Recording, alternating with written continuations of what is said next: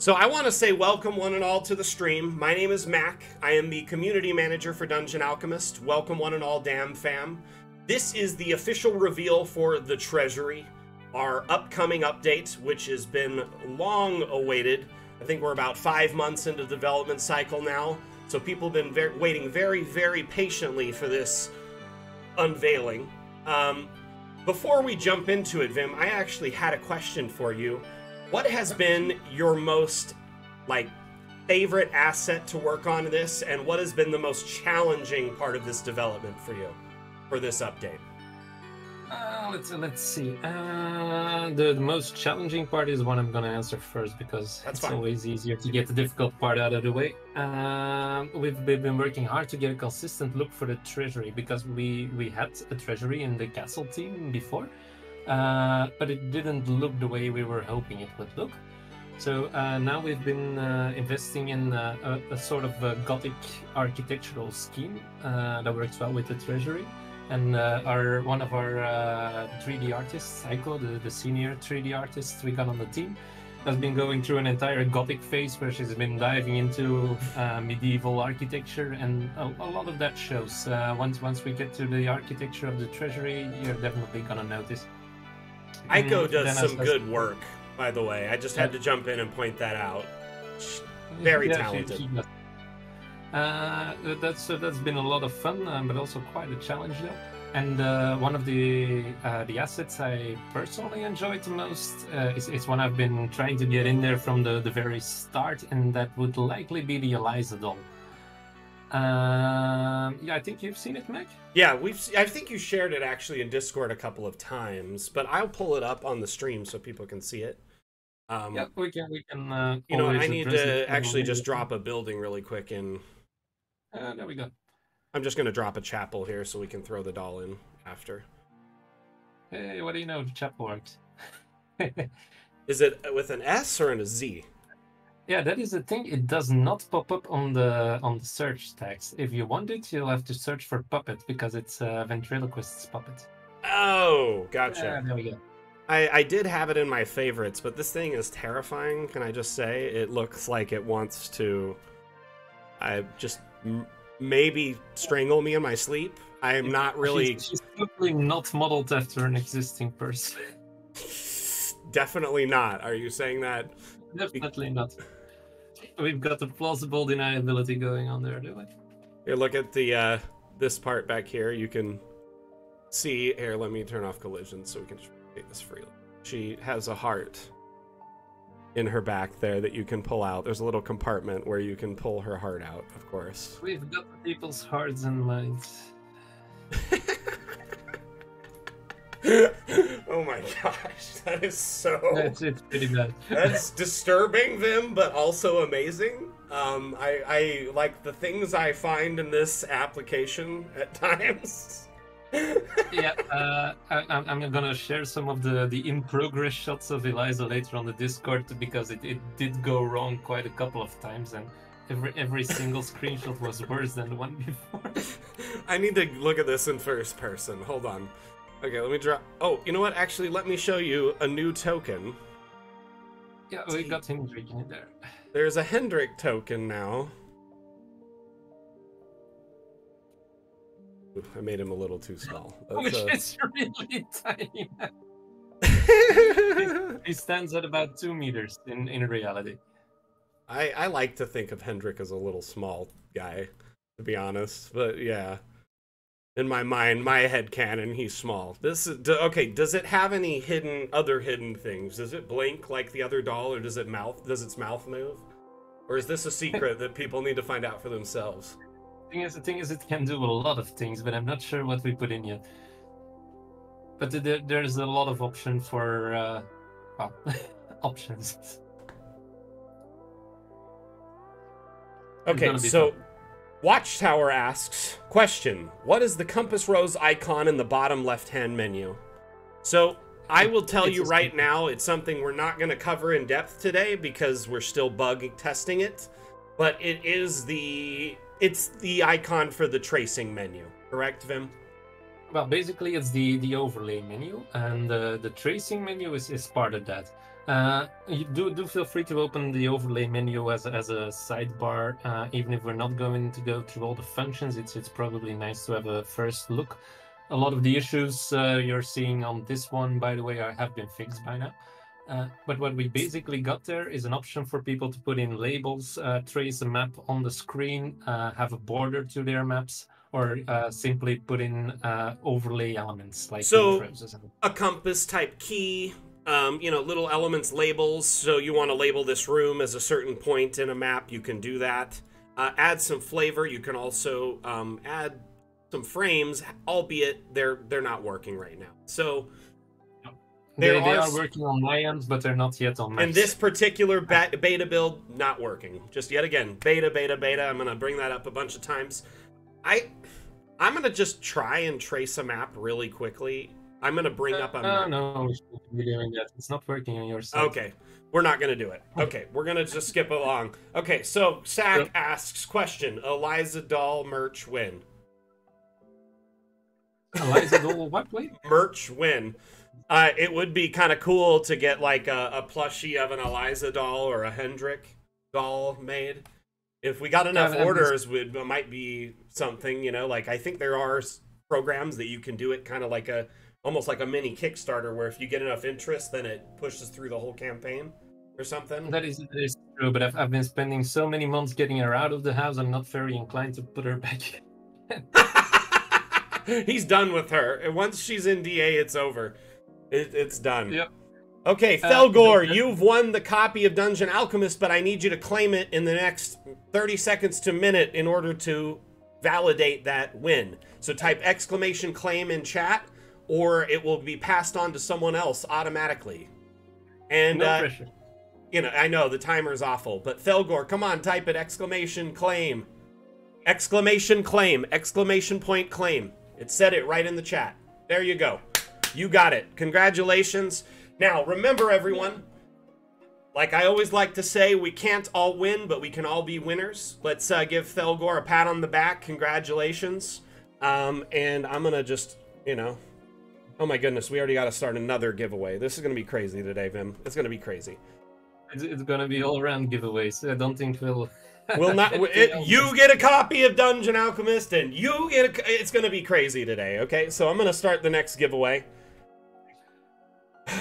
Oh my goodness. And Felgor, can you type something in chat one more time, my friends, so I can try and find you in this mayhem? And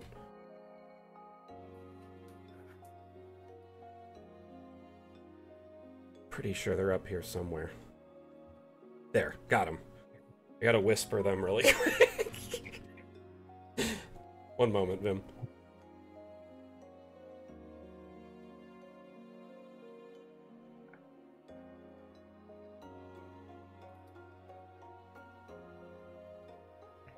And Felgor, I'm gonna whisper you a code right now on Twitch. You'll get a whisper from me. Can you just confirm in chat once you've found that whisper and the code, and just say here that, hey, I've got it?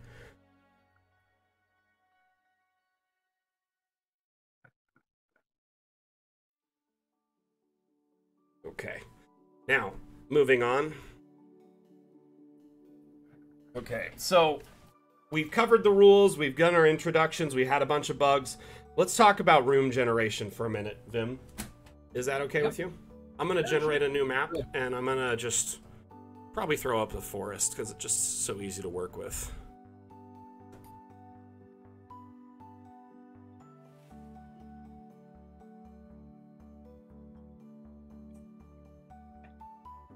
That's as big as she gets natively, the puppet, but I'm sure you can make it bigger using, like, overscaling tricks. That'll be doable. Yeah, you'll need something with it. Oh, there's enough surface in there. I just tried to do it with what I had available. Yep. But this square works really well. So yeah, you can make her Titan-sized if you really want to, which is quite disturbing, and I'm going to get rid of that right away. Yes, I'd like to point out those little leather black boots are available separately. We're shipping those with the update as well. So I think, do you want me to start with the blast room, or is there a room you wanted me to start with? Feel free to pick it. Okay, so there are a few new room types for AI generation that you'll be able to find. And one of them is called Blast Room under Alchemist Laboratory. So I'm going to just draw a little 10 by 10 blast room. We'll see what we get. So one thing you can tell with the blast room is it's metal lined. And I will say our AI is still in training. It's in progress for these rooms. So some of them won't be as fully developed as others. Especially in my beta build. So just warning you. Yeah, allow me to shed some light on that. The samples and examples for the blast room have been made. And what we're doing in the last week before the update is usually configuring the AI samples to be working along with the dataset. So what you see here is a room based exclusively on the samples, but with no AI configuration in place yet. So that's why it's bare at this point in time. Can I ask a question kind of paired with that? Because I'm always intrigued by this part of the development. How long does it take to train the AI to a new room? Well, that is basically a very short process because most of the AI training happens along a couple of rules we've implemented. Well, to be completely fair, there is something better asked of Carl than it is of me. So are they the 3 rules of robotics they have to follow so they can't kill us? Or what kind of rules are we talking about here? I'm just curious. To an extent, but they've never been instructed clearly not to harm humans. No, what we a lot of the training goes on when we create the samples. The AI will try to generate some rules based on the samples created, and that is where a lot of the training for the AI happens at the start. So, for example, the windows generate patterns, and those patterns are taken along with the AI. That is one of the many examples in which the AI learns from the samples we're giving it. Man, that just went clear over my head, but I'm glad you explained it at least. Honestly, like, it's so cool hearing your side of, you guys' side of the development from you, directly from the horse's mouth, because, like, I speculate based on what you tell me and show me through, like, what's like a peephole view, from the back end sometimes.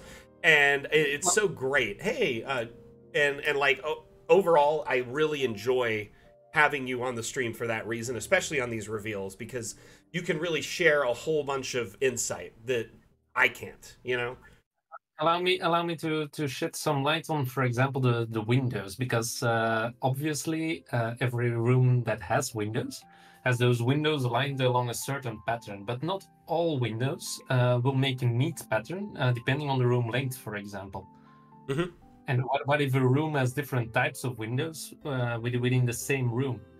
And how are those windows positioned vis-a-vis the door that enters the room? And where do we place those doors? All those rules are things we've been thinking about for quite some time now. And I think we got things like window generation and window patterns and column generation down to pat now. But that's been taking a while to get it nailed. Wasn't something you were explaining to me the other day, too, when we were talking about the object importer relative to AI, is that the object size also determines how often it's placed somewhere. Yep. And then also the type of walls. Certain walls have priority over others. So when you're generating a room of this type, those parameters you give it obviously tell it to do those things, correct? Is that what the AI parameters do, or is that, or just to give it diversity in the build? Well, basically yes and no. But as said, I think we're gonna shelve the AI discussion until the moment Carl arrives. Because, that's fine. That's fine. I was hoping to just get any info I could while we could. No worries. Okay, so moving on, I generated another room. As you can see, it does generate some diversity at the moment. Let's see here. There was the updated Treasury, correct?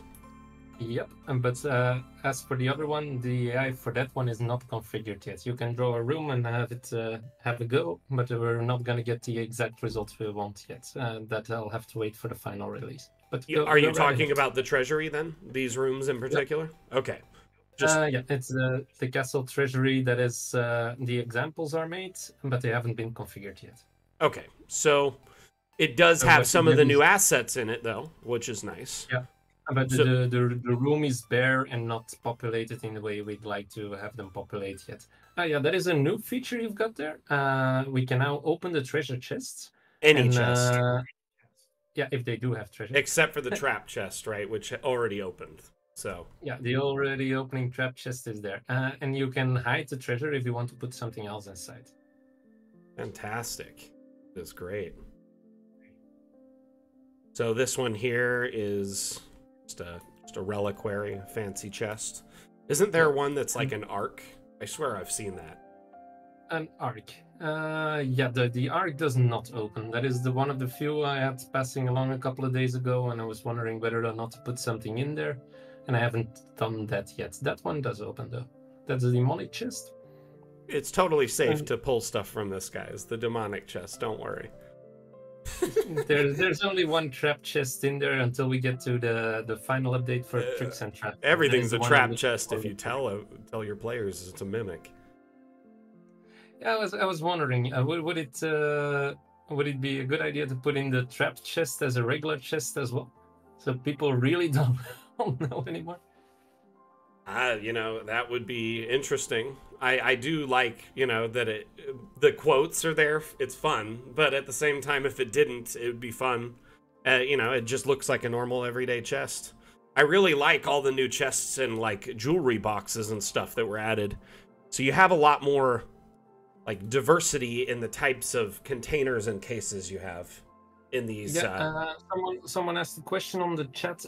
If you put something in there of value, will it stay when it's closed? Could you, for example, grab one of the treasury items as a bracelet or something like that and put it in? Yeah, that is going to be too high for that particular chest, I suppose. But put it in one of the other ones. Yeah, something like that could work. I'm going to move it to the other side of the... Let's move it outside the house, right? If all goes well, that ought to be in there. Zim zim. We moved it. That was magical, actually. That's super awesome how intricate that is now. You can open stuff, you can fill it with stuff, you can move said stuff with it as a whole. Not bad at all. Yeah, that was a horror to configure.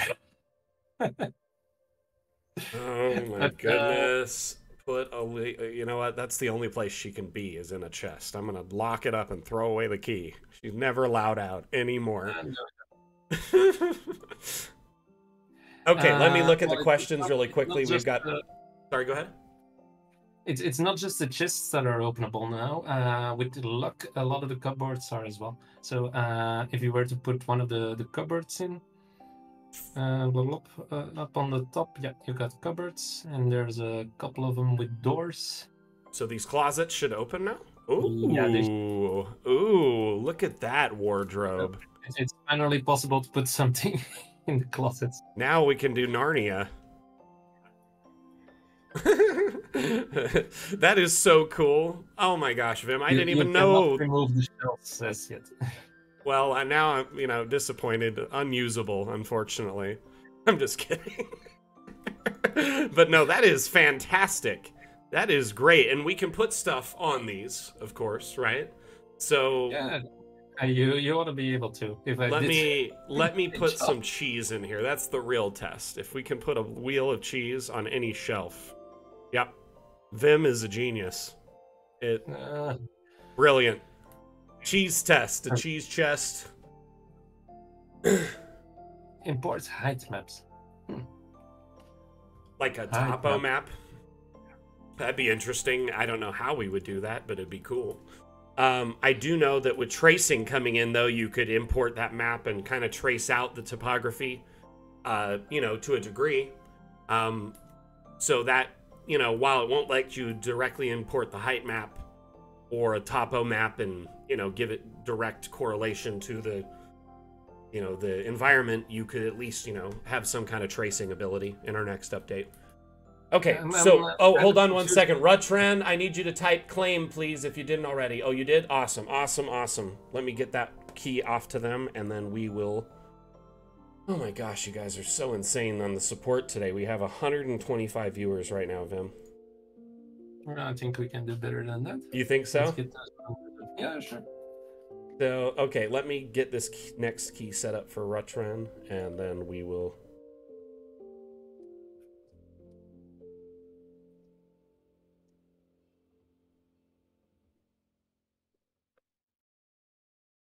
Come on.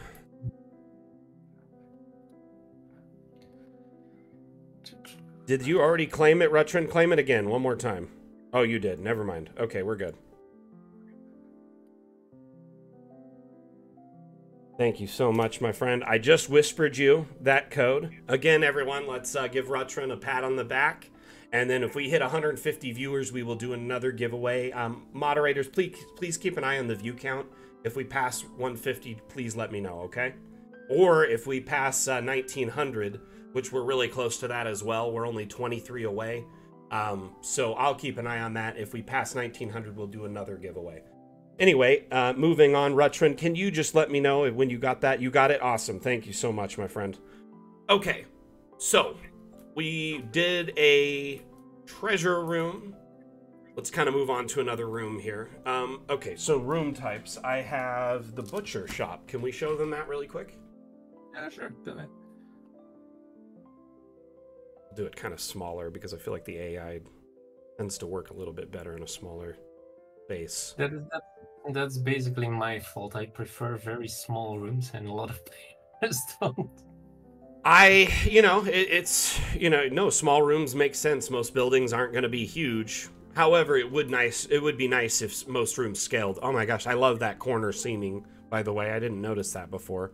Yeah, and you've got the butcher block with huge sausage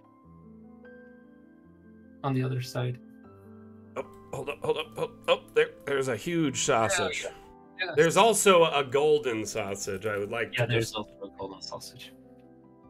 For no reason other than, fun.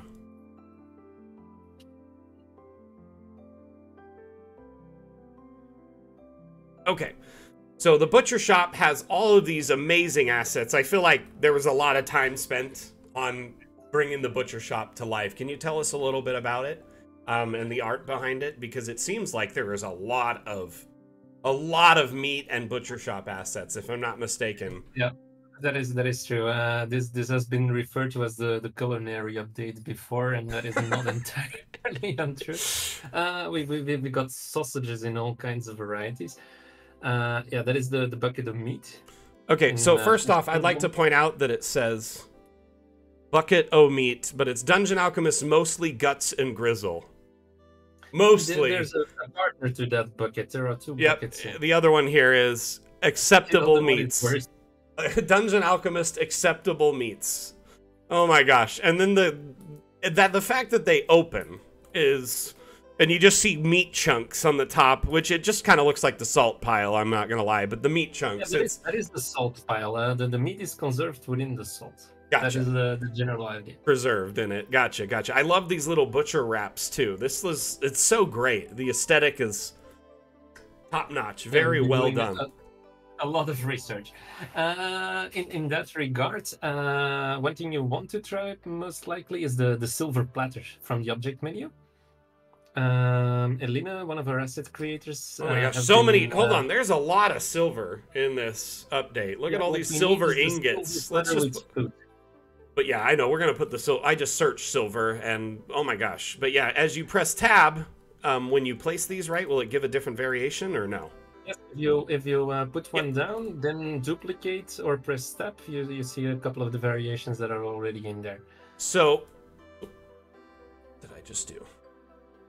Okay, if you see that there, when I place it again, if you press tab, it'll go through all the variants for that object.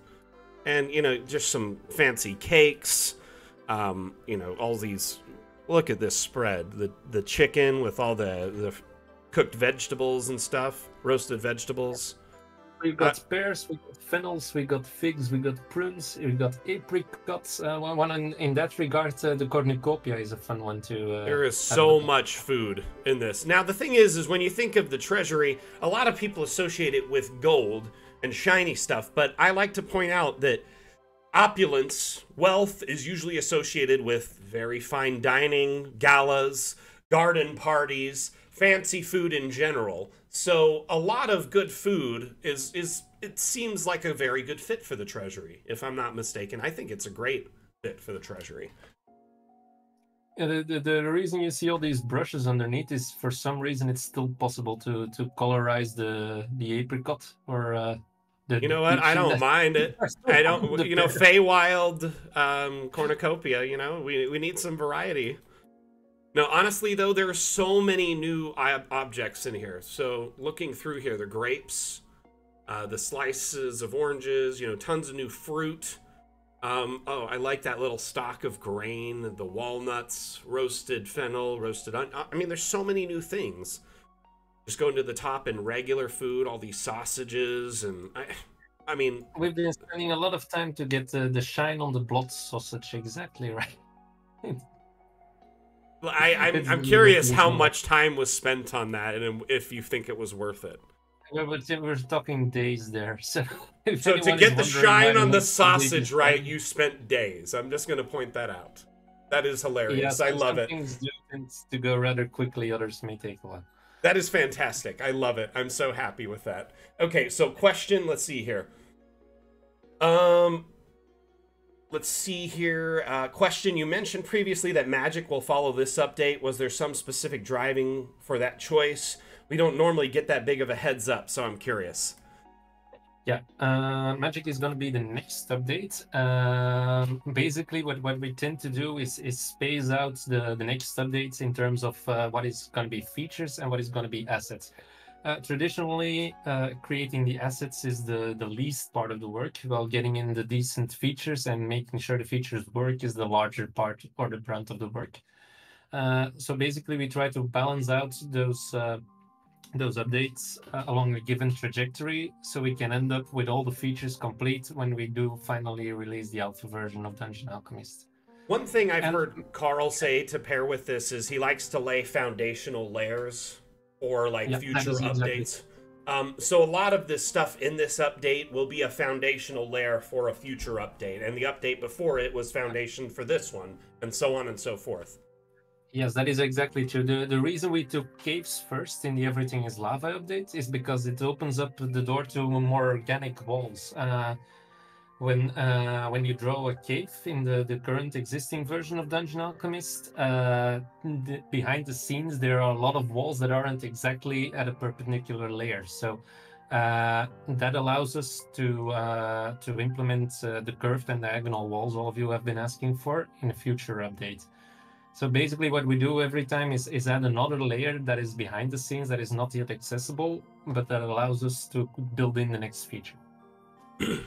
I like that you guys are very straightforward with the development process and also do that, you know, these foundational steps, because I find that, and I'm not pointing fingers or anything, and I'm not trying to disparage any other companies, but when a company pushes out a huge new feature all at once, it tends to sometimes have problems, or it isn't working as well as they anticipated. So when you guys push it out in steps like this, it allows it to be, you know, better tested and functional. And I found that, you know, we really don't have many hot fixes as a result of which, that I've noticed at least, you know, like overall it just seems like it works really well. You know, there's a couple hot fixes after each, you know, update, but nothing crazy. And that is mostly on Karel. He's very particular in pushing out stuff and only stuff that works. So whenever I put something in that clearly breaks everything in existence, we're usually bound to nix it until it does work. He is a perfectionist. What we're working on right now, for example, is the magic lantern. We're trying really hard to get this in this update, and if all goes well, it's going to be in there. But it has to work before it can be included. And by the magic lantern, you mean the projector, correct? That we've seen a little bit. Projector coming up, and it's a lot of fun. We've been testing it the last week, and it works rather fun. I believe. Well, you'll see for yourselves once the update is pushed. So next question here.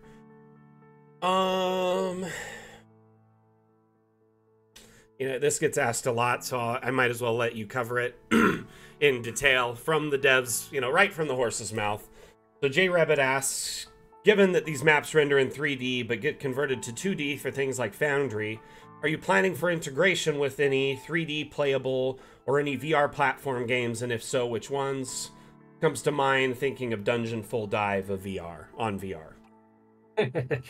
We've been we've been in talks with Dungeon Full Dive during the Kickstarter, I believe 3 years ago, and we had a look at the options, and at that point in time, it didn't seem very viable to start collaborating on this one. I think we're mostly inclined at this point in time to start adding light features to make this as a playable platform for other players as well. So, but yep. just to reiterate what you're saying here, rather than make 3D export possible, you're more inclined to make Dungeon Alchemist more playable itself. Yeah, that is basically the general idea. We did look into options for 3D export because that's a question we get on a daily basis right now. And the reason we're not doing that is because another engine has a lot of difficulty with running everything as smoothly as the platform we're developing it in. And a lot of stuff tends to get lost as soon as we do export it in 3D. For example, if we were to look at the terrain, people will expect the terrain to have all the detail, all the texturing, all the shading it has in Dungeon Alchemist. And none of that will export nicely. In fact, it'll just kind of look like a lump with nothing on it, like a gray lump or something. It's going to be a gray lump with nothing on it. And that is a standard of quality we simply do not wish to. A lot of our assets, in fact, are like smoke and mirrors. Like this here is texture mapping, correct? This isn't necessarily all, 3D modeled with all these buttons, correct? And that is basically the most primitive asset I've ever made. While still looking amazing, by the way. Sorry, go ahead. I used to have that red couch, and I'm really missing it because I really love that particular couch. Wow! But it's been hell to model that one. It's actually a really low poly model because we weren't sure what would be feasible in Dungeon Alchemist at the time. So most of the texturing was done by hand for that one. But it's, as you say, mostly smoke and mirrors. Gotcha. So, its surface model would just look like a bunch of, squares or something, right? Like a primitive bench. And then it is mostly just texture mapping, which makes it look so beautiful. Got you. So that's why, at its core, 3D export just isn't viable with Dungeon Alchemist, because a lot of our assets are just basic shapes that we map very beautifully and effectively and make look very beautiful and top-down in 3D, but they won't export to, say, Blender or a 3D VTT with ease, or any data or, textures or anything for that matter. So you're really missing out, and it's kind of pointless. I mean, even for 3D printing, it would be pointless at that point, if you're lacking texture. 3D printing requires models that are a lot higher poly to get any standard of decent quality. While we were talking about that, I generated an artist studio here. You managed to generate a lot of paintings that actually do exist. The one on the left side, the guy with the mustache, is my great-grandfather, if I'm not mistaken. That's just me in a black sheet. This one here? That one is my great-grandfather. Oh, that's cool. That's a little tidbit I did not know. Yeah, that painting does exist. So, and on the other side, we got a couple of interesting ones as well. The left one is made by Kim van Deun, and if you look closely, you'll see the serpentine tail on that one. I see that. Yes, that one's an amazing one. The one to the right of that set is just me in a black sarong. Well, it's a Whistler variation. The one to the right of that is Hendryke, as drawn by Kim van Deun as well. Love it. Love it. Every painting's got a bit of a backstory to it. Yeah, Sketch Ferret is Kim van Deun's name. Yep, that is Sketch Ferret. Yeah. Yep.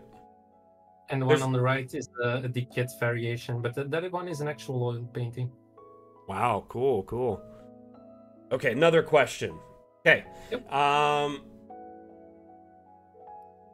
Oh, yeah, it's those they were asking about the tracing. You know what? We're going to cover that next week more in depth. So map tracing next Saturday, if you're wanting to learn about that, make sure you mark it in your calendars so you can join us next Saturday when we cover that in greater detail. Okay? Moving on, next question. Pixelmud asks, can we make our own assets to be used in these? Are these made with Unity or Unreal or something similar? So this would be a great time to segue into, 3D asset import, probably. Yep. Cool. Well, let's do that then. I'm gonna just start by saying, yes, you can. We will have 3D asset import in our next update. This is huge for our community as a whole. I'd like to point out that as of this morning, there's over 5,200 maps on Steam Workshop. And it's been up for what, 9-10 months? So in that time, 5,000 maps. I bet you in the first 3 months we have the workshop available for asset imports, we'll probably have about 3,000 models up there. But I mean, what that means to you and as a community as a whole is anyone who has, 3D sculpting, 3D CAD, or anyone who owns 3D models, you can import them into Dungeon Alchemist. So right off the bat, we're offering support for FBX, GLTF, and STL, which is a good amount of assets if you think about it. So I haven't imported a whole ton because I kind of wanted to leave this blank so I could show you everything fresh. But Vim and I went through this in depth, and he showed me everything, and like Vim knows it also very in depth as well. So if we have any questions or concerns, we can address them. But I would like to import an asset fresh and let them watch if that's cool. Yeah, that's perfect. The reason this update has been lagging for a while is because we basically reconstructed all of Unity in creating the import modeler. Or the model importer, sorry. So this is an asset I actually already imported, a snail shell, which this is just the STL version of it. But if you import a model, basically you can name the model, so you can label it, put keywords on it or tags. So what it tells you to do is to enter search keywords separated by commas. So those tags, when you search in the object search panel, it will come up under those tags. Now there's an assortment of templates. Now I will like to point out this is a beta build, so some of the things in this build will not be in the final launch and are things you just won't be able to see later on. So if you're just like, hey, what happened to this later? Just didn't, make it into the final build or wasn't meant to be part of it. So just keep that in mind. So these templates, Vim, do you want to discuss these a little bit with the group? Yeah. Well, I think it's interesting to know. Most of you will likely be creating the basic object, which is the top left one, and then we got a flying object. None of us remembers what it's used for anymore. There's spits that are assets that create holes in the ground, so to speak. Then you got the snap to grid objects, which basically adhere to the grid. So when you drag them around, they snap things as columns and whatnot. Then we got snaps to sides because people kept asking for the force wall, for example, to snap to the side of a tile. You got a token import where you can import your own tokens.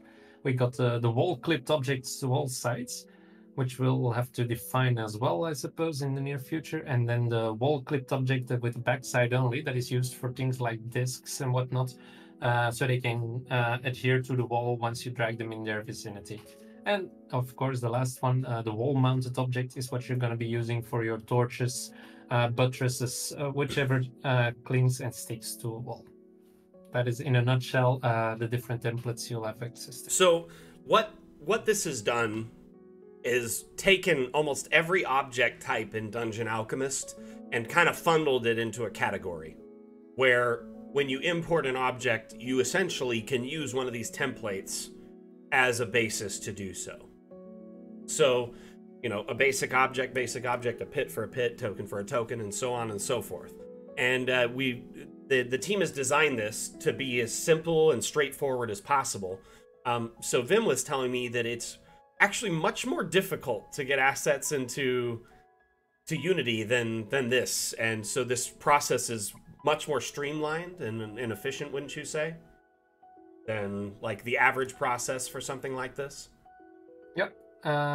Someone asked what the difference is between wall clipped and wall mounted. A wall clipped object is, for example, a disc you can put in the middle of the room, but that will snap to the wall once you drag it in its vicinity. Or like a chair's backing or something like that. Yeah. For example, you want the back of your chair to clip to a wall as soon as you drag it near. And the wall-mounted objects are those objects that are stuck to a wall and that cannot function in free space, such as torches, for example, or candles. So, someone was asking a question, Cave of Creation asked, how much weight was put into researching this update? You mentioned there was a lot of research done for, like, the butcher shop. I also pinged the community several times just for surveys and, you know, things like that. I think we actually got a lot of data for this update and a lot of information research, but I'm not even sure how much time you put into it. Yeah, well, thing is, we do take a lot of the user input into account. When we started the Treasury, you've created this entire Excel sheet with the assets people were wondering about and hoping for. Mm-hmm.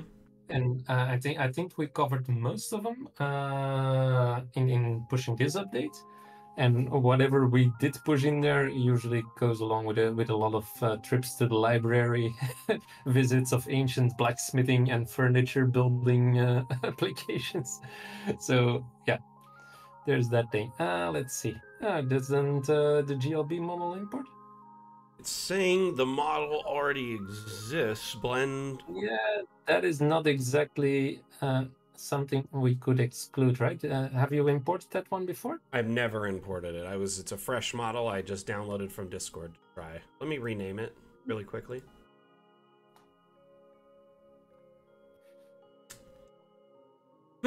That must be a bug for sure. Yeah. Let me just try importing him as a basic object and we'll see if that changes. Okay, so GLBs I am not having luck. But we can import an STL and probably an FBX in a minute. Let me try another one. Get Carl to fix it in the upcoming 7 days. I'm sure he's got nothing better to do anymore. So I know we have... Smog one didn't have color. That's right, I was playing with some of these the other day. Oh, you know what? It's not baked in. It is this one right here, this Draken that has it. This one's good. Disturbed Rick might have a point there. If we do change the name, chances are it might work. So this one was, as you can see, it's just a really low poly Draken type, you know. Just took us a second to import and we can name it. Give it, you know, Drake, Dragon, you know, just stuff like that. Basic information so people can find it. Wings, you know, stuff like that. And then, now, you were telling me these checkboxes aren't something they should worry about in the future, so we can skip over that. No, most of them are not gonna be there because they no longer apply to Gotcha. the latest version. So we'll move over to categories then. So in categories, this is where you tell Dungeon Alchemist to place this object in the object menu.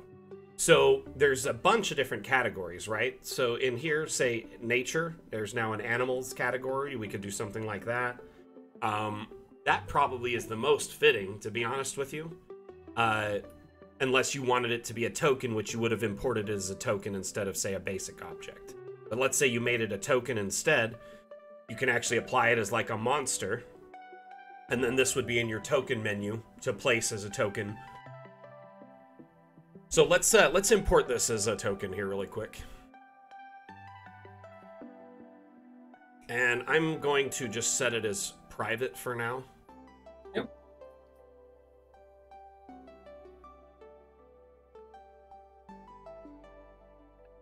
Drachen. Wow. I am all about descriptions today. Trying to keep it short and sweet so we can get through this. I'm very glad this like worked with no. So there is the asset now. It's imported into DA in this published asset list. Now, you can either go to File and go back to Editor, or if you can click this icon, it brings you right back into DA. Now check this out. We're going to go into the token section. You have your downloaded token. Boom. And you can disable collisions, drop it down in to close to the ground there, or right above, you know, whatever. And here's my snail shell as well from earlier. And if you look in here under, say, like food, for instance, I put it under food. I put it under nature, under animals. I've put it under a few different things because I felt like they were fitting categories, and I was also testing it. Now, notice the difference between these two. This one here is actually more detailed, albeit it is gray and brown, but it has some details in the nails and the you know, in the eyes and all around it. It has detailing. There's texturing to it. Now, that's what you get with an FBX or a GLTF file. The textures will be baked into said file, and it'll import into Dungeon Alchemist with that color data, as long as it's already baked into said file when you import it. Now, or just landed on my face. Moving on to STL, there was a question about this. How do we color the STL files? So Vim, the ever-talented Vim, put a bunch of filters or skins for them. At my behest, I honestly, seriously pushed this to Carl like a few times, by the way. So I'm glad we got it. But we were going to just go with flat gray, if I'm not mistaken, right? Is this the default STL importer? And now we have all these... I tried to make the flat gray adhere as closely as possible to an unpainted mini. It looks great. It looks beautiful. Like, seriously. So let's throw, like, here we have, you know, bronze and gold and silver, different coloring. So you could just, like, let's say you imported a basic dragon STL. You could make it a metallic dragon just like that, or a green dragon. These could also be used to put statuses on a token. So, like, maybe a player has been poisoned or is on fire or frozen, whatever, anything like that. You could, you know, make them blue. So STLs don't have texture and color data baked into them. They're just the shape itself. There are a couple of model options that do have textures applied to them, and you can import with textures and whatnot all in the same format. That would be the GLTF and FBX, though, correct? Yes, if I'm not mistaken, yep, that's correct. Okay, so I'm going to make sure we haven't missed any questions. The GLB format comes in quite nicely, if I'm not mistaken. I couldn't get GLB to work today, so it just could be my build. But let's see here. Approximately how many assets are in this new release? Smash Bear asks. I don't know. Is that number still in flux, or because they're still being worked on? That number is still in flux, and we're at this point in time unable to get it out. There are, at this point in time, let's see, 3,699 objects in the A, but we have no clue as to how many objects are going to be in the update specifically. Do you have any guesstimate? Yeah. Like, would you say, if I said like 100 plus, would you say keep going up? Or yeah, I think we can safely go up from there. How about 200 plus?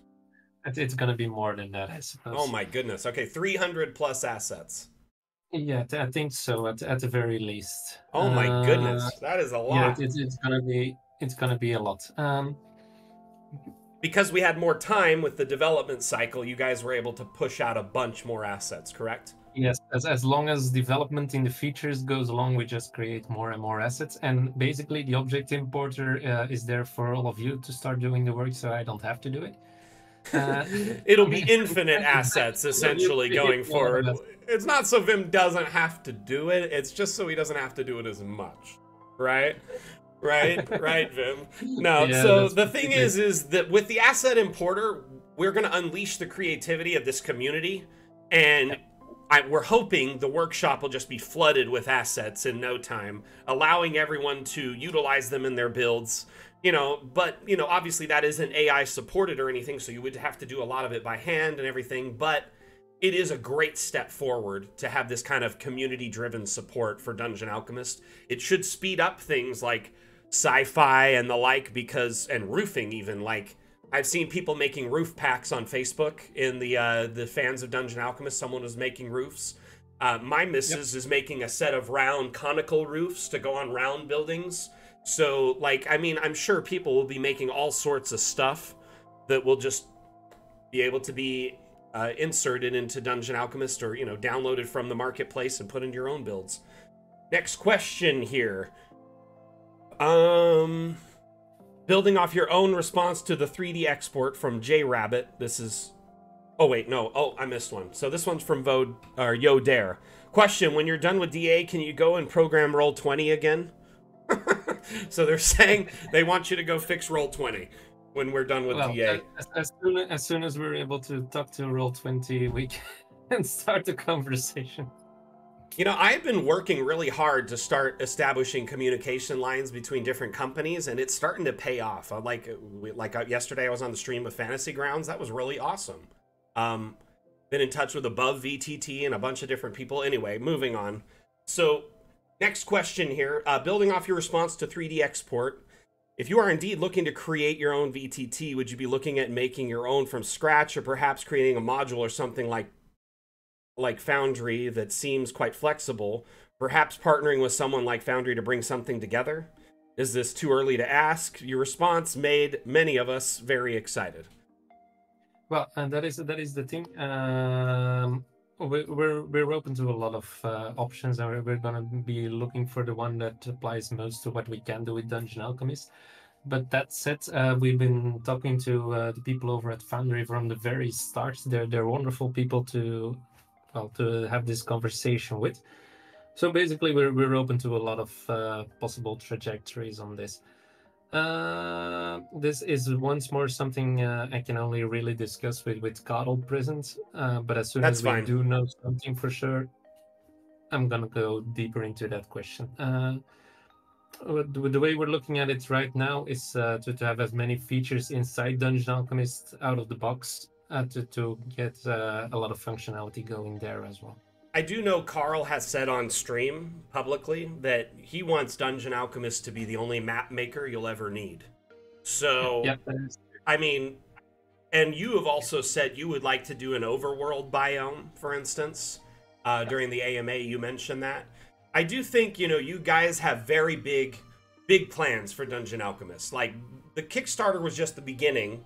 And once that's out, and done, it just seems like there's just so much more on the horizon, potentially, and who knows where Dungeon Alchemist will be by the time we've delivered on all the Kickstarter promises. Yeah, that is correct. As said, we're always building foundations. For example, the roofs as you see them, the walls as you see them now, are only 180 centimeters high in game. But all of these walls at this point in time do have an extension piece that reaches up to 240 centimeters. None of that is visible yet, but we're building our way towards a possible ceiling. And as soon as we have a ceiling in those rooms, we can start building on the next level. And as soon as we can do a next level, we start working our way towards roofs. So basically, it's an ongoing process of what we have in there and how to make it compatible with the path going forward. It's like a grind in a video game. You just got to earn your baby steps first and level up and get to the next ones. It's really awesome just seeing the amount of work and effort that goes into these steps, these foundational layers as we call them, to get us to this level. I've watched Dungeon Alchemist grow so much in the last year. Just myself. Sorry for cutting you off there. Go ahead. A minute to thank everyone for the patience in this process, because obviously it's a lot of work, and a lot of you people have been really patient during that work, and I can't thank all of you enough for staying with us during this period in time. I second that as well. The patience from our community and understanding as we grow as a team, as a unit, and as Dungeon Alchemist grows and expands to far beyond what was ever promised, the scope and is crazy, far and above what, especially with the 3D asset importer, just that alone is insane. So, I honestly, seriously, I'm just pat yourself on the back, Vim, and I'm going to tell Carl as well. You guys put in some serious effort here, and I appreciate all of it. So, okay, next question here. How do you color STL in DA? Asks Cave of Creation. I mean, how is that accomplished, I guess? How are the skins accomplished for the STLs? Well, that's a good question, and one you probably ought to ask Karna as well, because I know for a fact that it's possible to import an STL with textures, but I'm not sure how it's accomplished through the building block editor. Yeah, when you guys are talking about the custom model importer, I keep referring to that as the building block editor because that is what I used in the past. That's dev speak for 3D asset importer, building block editor. Yeah, I told you before it's a remnant of our previous product, Boa Bonanza, which is still available if I'm not mistaken through boabonanza.com. Which was a snake-based puzzle game. Either way, the building block editor we created for that one is the one we're using in Dungeon Alchemist as well. And this is basically the revamped version of that. Fantastic. That is one of those models that comes along with textures as well. So if that is the format you'll be using, that is probably going to be the format that takes the textures along as well for tokens. I gotta double check my GLTFs later. It looks like it was my file that was causing the problem because the one you sent me worked right away. So gonna have to double check that. Let's see here. Question. Will the existing assets be available for us to bring into the asset configurator to put our own spin on? We haven't decided on that yet, but not in this update. Okay. Can you add a layer system so you can create multiple floors in the same file? I'm assuming so you could have multiple floor exports in one file. I don't know if that's multi-level so much as just different. Oh, I want tile, I want wood. Is that what they were going for, I think? I'm not sure. It sounded like they were referring to the multiple level version. Yeah, that's true. Now that I read that, it is multiple levels, multiple floors. Got it. So yes, but we're building our way towards that. And Miss Terry, we've already discussed how you can import your own 3D models when this update comes out. Can there be a monster category? There is a monster category in the token section where that will add it to. So if you make a monster, it'll go in there. You also have NPCs or characters. So you can, if you just import it as a token, you have those subcategories to use. Also, as a token, I'd like to point out that when you place it, you can actually go into first person in the token. So you can, in fact, walk around as this token, which is pretty cool. So this particular update comes with me included as well. Yeah, are you in here already? Yeah, I think so. Yeah, probably under monsters or PC characters. I'm not sure. I don't think I've ever categorized myself. Oh, there's Vim. Holy cow. That was from that Kickstarter, right? That made this for you? One of the assets that came along. So that was fun. That is so cool.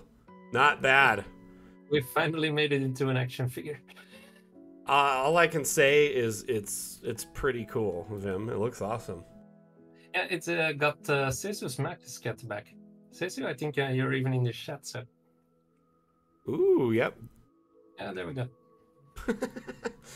I like that you have the book over here too, the Necronomicon. Yeah, that was a prerequisite. It's basically Hendryke's skull we're holding there, so. Now you're Titan size. This is cool. Giant Vim. Anyway, did you ever think you'd be in a video game, Vim? That wasn't in the outset from the start. No. Well, but it's an added benefit. You're living the dream, my friend. You're living the dream. Okay. So, moving on to another question here. Which file formats can be imported? We've covered that, but I'll cover it again. It's STL, FBX, and GLTF are the file formats you can import. Question from Dag. The pits, I'm assuming you can make a big one. You know what? There is a new pit type, actually. I'm going to draw it real quick. Yeah, I think we put in a couple extra that were created in the... Yeah, that one is there as well. So if you want to Scrooge McDuck it, you know, you can dive in and start spitting out gold. That one's... Yeah, I think you can even put in one of those planks as a jumping board. That's great. I would not advise anyone to take a running leap into a pile of gold, because it will behave as a pile of gold. It acts like a solid. You wouldn't believe it. Why won't those link? So weird. Yeah, if you were to link those, you're gonna need to remove the wall or merge the rooms, but that is a complicated process. Just draw it the way you want it from the start. Yeah, that's probably the easier way to go about it. Not bad. Oh, that's that arc I was telling everyone about earlier. That thing is so cool. Yes, that's the arc. That's one of the older assets. I know, it's just so beautiful mixed in with all this, though. You know what I mean? Look at this gem. The scarab. Yeah, that's the scarab. That one is a new one for the treasury as well. It's the scarab. I wanted to point out, by the way, there are a couple of new pits in as well. I think there's a bottomless pit now you can use. That one made it into the everything is lava stretch, but it wasn't configured. Yeah, that is the regular bottomless pit you can put in. It's got a little shingled roof. Just so you know, you can walk through. You know, that's very appropriate before you dive to your death. So make sure you jump through this side right here. Center it. Anyway. Okay, so I want to look back on the itinerary here because we got a little sidetracked, but I want to keep doing questions while we cover that. We've been kind of dipping into objects. I want to talk about a few quality of life things for sure. So there was a couple huge quality of life improvements that were added in this update. One I would like to point out that people have been asking for forever is a scroll bar in the object panel. So you can finally scroll using the scroll bar instead of just the space itself, if you prefer. It only took us a year, but we got there. We got a scroll bar. So anyway, there is that, which is awesome. There is tons of amazing new objects that I actually went through and favorited a ton of them. This hand, what's the story with this? Does it do anything special? Because I sat and watched it for like 10 minutes because it was under magic. No. Well, we noticed in a lot of the Pathfinder adventures that you get a stone hand protruding from the bottom in one setting or another. And we never had hands protruding up from the bottom, so there you go. There's also these tentacles, which are great. Yes, they come in different colors. I created a couple of colors. I saw that, yes. Oh, we need red. I guess that's pretty red. That's close enough. Mostly. So question, are there any difference between these blues? Because they don't seem to be any different. No, that is one of the bugs in the UI we have at this point in time. The original color, it comes in. It's presented as an optional color as well. Gotcha. And that is something we need to fix still. Gotcha. There's also these lovely new, like, dragon eggs. Here, let's put one up in the hand here. Yeah, there's a lot of eggs in this update as well. Egg. Yeah, we got acid eggs, if I'm not mistaken. Lava. We got gold eggs, lava. Yep. Oh my goodness. Gold. Copper egg. Yes. Acid. Oh my goodness, that's so cool. All these different dragon eggs, for sure. Oh, why is the leak showing up? Good question. I don't know. Good question, because it goes with eggs? I don't know. The leaks are always welcome on the stream, though. They're fun. I like joking with them all the time. Oh my gosh. Oh yeah, the helmet of drinking is in there. The star knife? Yeah. Isn't that from? Yeah, I'm playing a character that uses a star knife as a vital attribute, and it wasn't in Dungeon Alchemist yet. So that's really cool. The helmet of drinking. Whose helmet is this? I gotta ask. This one was created for one of the mods, German Viking on the Discord server. That's so cool. I think there's also Remy's Tea Theater as well. Yeah. Yeah, that was a particularly fun one to create. She's got those little bags of tea in the bottom. I think you can take them out. What? What? No way. Wow, them. That's impressive. Yeah, they're a lot of fun. Well, I know Remy is walking around at festivals with a portable tea basket. So I think this might be a good time to challenge her to build this version in real life as well. Okay, so I got sidetracked with objects again, but we're going to keep jumping back into them. So quality of life. There's the scroll bar. There is a hotkey that was added for the object eraser at my behest. Control G now will turn on the object eraser so you can quickly erase objects on a pinch instead of having to dive into the object panel, the object paintbrush, and then clicking erase objects. Now it's just a single, hotkey configuration. Control G, good to go. So not bad at all. There's also a couple of updates.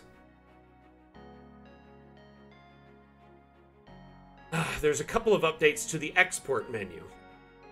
So, Fantasy Grounds, which a lot of people in our community use Fantasy Grounds, they released support for animated maps in June, which was surprising to us. We weren't really aware that this was going to happen, and so as a reactionary thing, the community was coming to us in mass on socials and Discord asking for support for this. And I paired up with Carl, asked him if we could get this taken care of in this update. And he said he'd make it a priority. And guess what? You can now export animated maps for Fantasy Grounds using the VP8 WebM codec, which is directly compatible with Fantasy Grounds. So, that is a huge improvement for Fantasy Grounds in general, being able to do animated maps. Oh, yep. Belle is actually the social media manager over at Fantasy Grounds, so that's like good news for their community in general.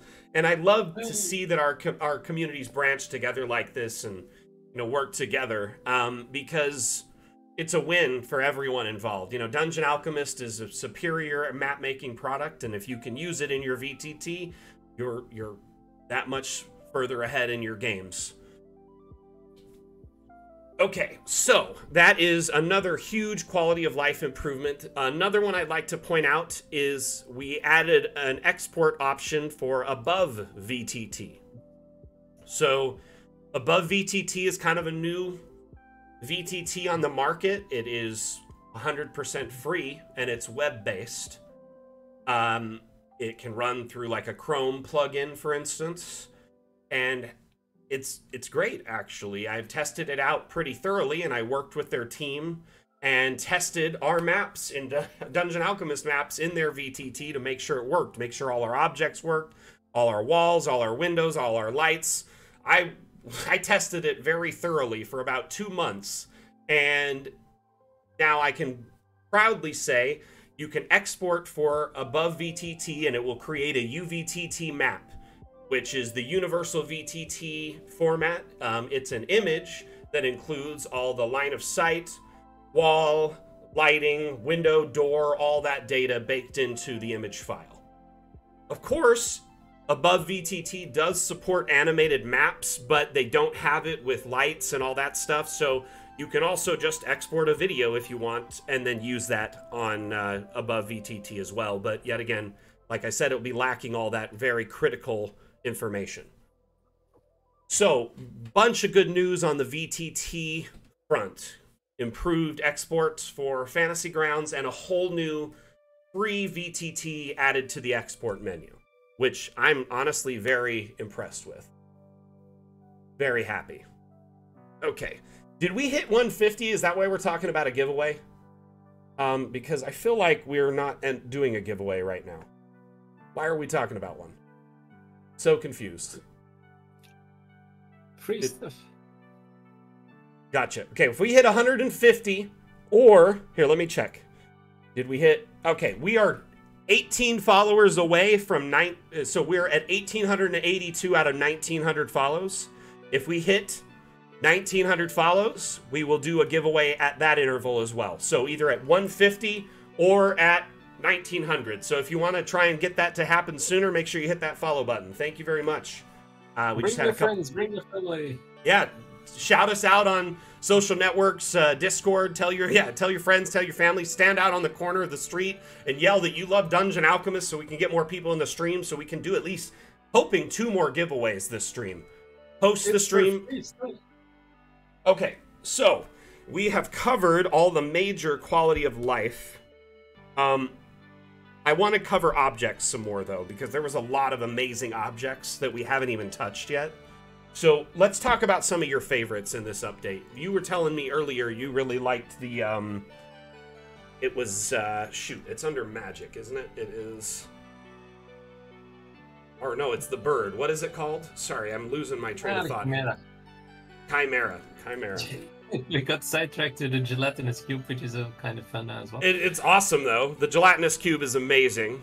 Very, very nice, copyright safe gelatinous cube. I had a lot of fun with that one.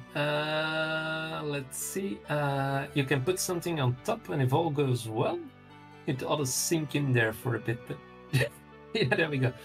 Just the littlest bit. Just a little is what we're purchasing for. Yeah, the Chimera is probably covered under CHIM, and then, if I'm not mistaken, AE. Ah, yeah, there we go. Ah, that's the European spelling. Gotcha. Okay. Yeah, that could be. Yeah. Look, you can put it inside.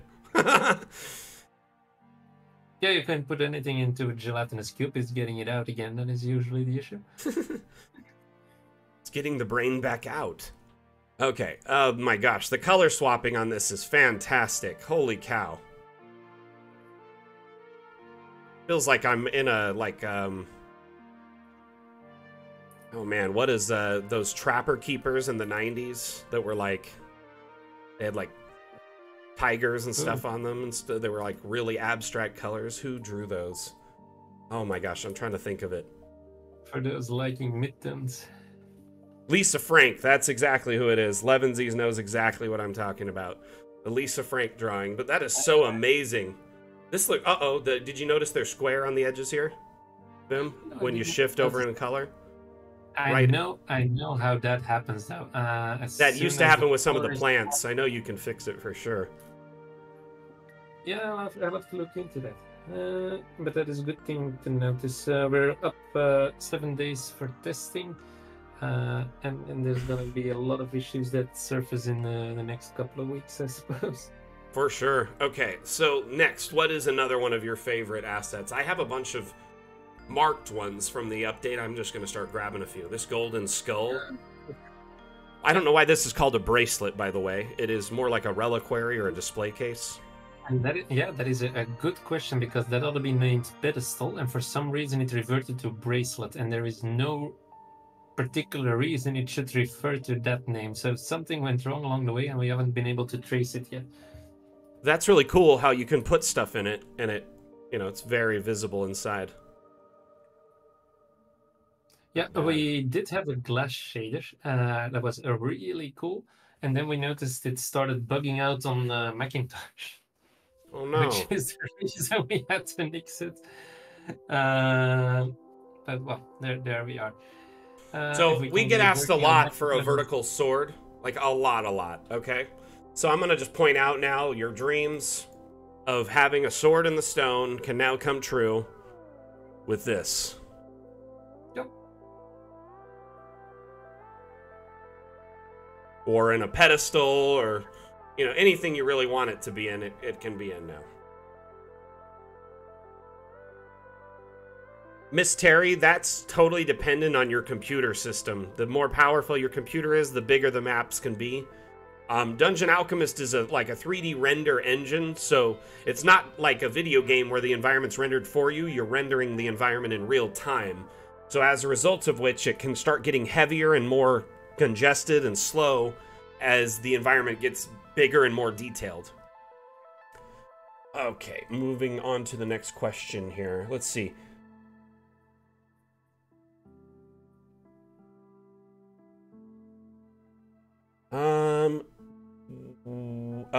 Can we import STLs that are not shared, for instance, purchased items on a limited license? Yes, just set them to private, so that way they're only for your builds.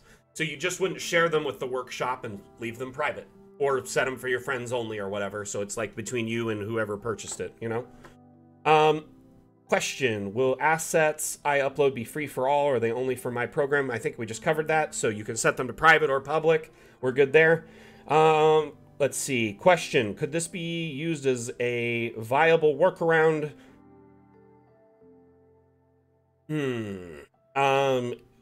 As an object not being able to resize, so taking a downward stairs and changing their category to, say, a basic object, would that make it more scalable? I mean, you haven't really said we would be able to take the existing objects, so we probably can't do that. But if you made a downward stair instead of into a pit object, the problem is it wouldn't sink into the floor. You would have to dig out the floor and then put the pit in, or the stair into it. So it's a totally different process than the object creating it for you, correct? Than like a pit stair would make, or something that's embedded in the ground. Well, the basic idea is to make a giant staircase, right? They want a staircase. You know how the staircases that we have sink into the ground. So when you are looking at structural stairs, most of our stair objects, they actually create like a hole in the ground and they merge with the floor. So they were wondering if we created a downward stair that was, say, a basic object instead of a pit, it wouldn't do this, right? You could then dig out the hole and probably put it downward yourself manually. Yes, that is correct. All our stairs at this point in time function along the pit templates. So if you were to create an object that is not a pit and just a standard object, it would just sink into the ground and merge with the terrain. So one way you could do this, and I'm just doing this as a quick example. It's not going to be perfect by any means. I'm just digging this out, and then I'm going to show you a regular up stair in this space, because these don't dig into holes, they just are up. So technically, you could drop this down in there and have an up stair and a down space, if you wanted to. It's possible. That's just using a different object type to get around that, game the system a little bit. Okay, next question. Where are these models stored? Worried about space and performance? I mean, they're on the workshop stored there, but once you download a map with them in it, it's downloaded, correct? Yeah, that's correct. Does it save it adjacent to the DAM file in a separate folder, or is it all part of the DAM file? That kind of depends on how Carl is looking at it. It's probably a good question to ask him in the next stream. Okay, cool. So we'll save that for next stream for sure, and ask that. Are the new treasure and food objects integrated into the brush add option, so you can add a bunch at once? So is the new treasure and stuff in the brushes? Not yet. I've been thinking about that. I might still do that. If there's time, it would be awesome for the diversity with the books, and there's all the stacked papers and the book types and all the treasure types and all the food and everything. There's a lot more diversity for sure now. If anything, a hot fix later with it, or if it's in the next update, it would be great. Yeah. Okay.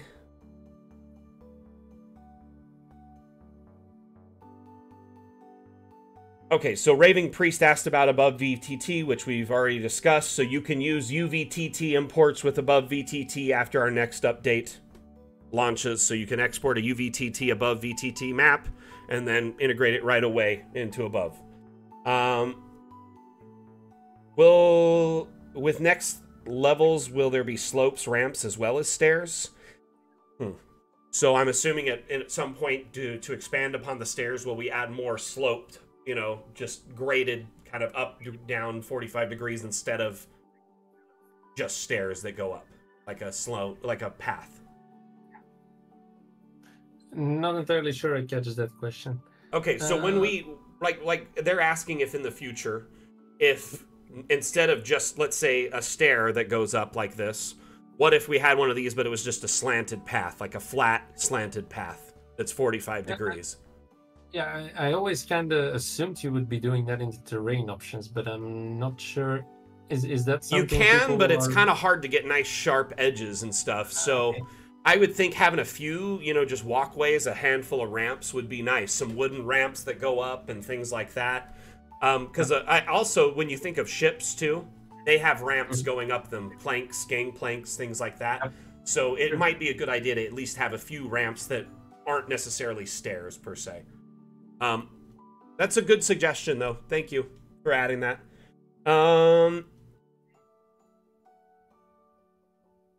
This is not a question, but I'm amazed at the train of thoughts and developing processes that you guys have. Extremely clever and damn respectable.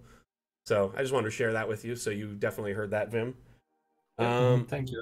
Let's Passing that. see here. If you want to do multiple layers of building, how can you export that example to work in a 2D map? You export it multiple times. The top layer, the middle layer, and the bottom layer. Or you save them as layer 1, layer 2, layer 3. So that way there are extra scenes that you can convert to. As is tradition. As is tradition. So say we all. Okay, so do you all have plans to integrate custom assets into the AI someday? Adding that ability to tag elements with which rooms they work in, with whether they're centerpieces or line walls or whatnot. Yeah, honestly, I do. That is It's a one good of those question. things.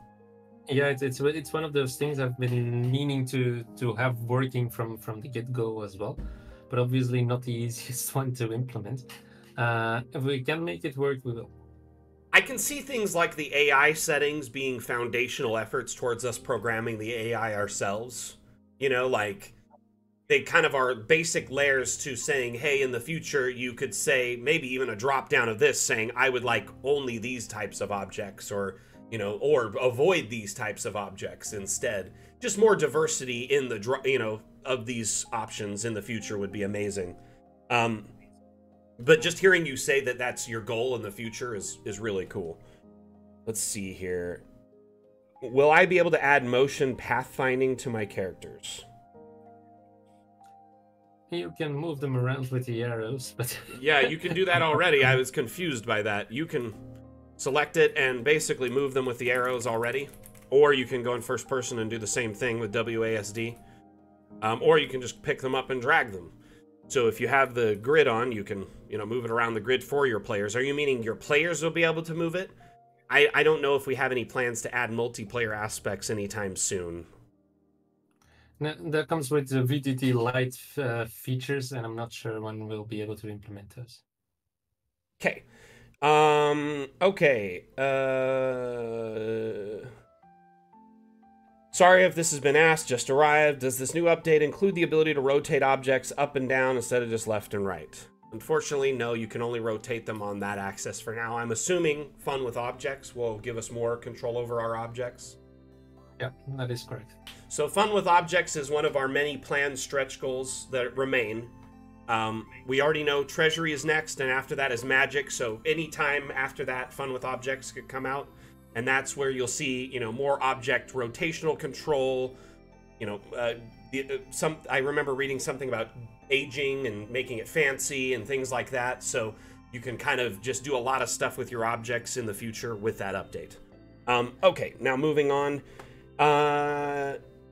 Is there any plans for foreground layers? This has been asked a couple of times, and I know that several VTTs support background and foreground layers. Where, like, let's say you pass under a tree, for instance, you would have like two versions of the same map where there's the top version where it has the treetops and the bottom has everything below that. So when your token walks under it, it actually shows it going under the canopy of the tree. Is that, or a sign in a street or anything like that, an archway, etc. Yeah, that has been thought about for a couple of times. Technically, we're not there yet.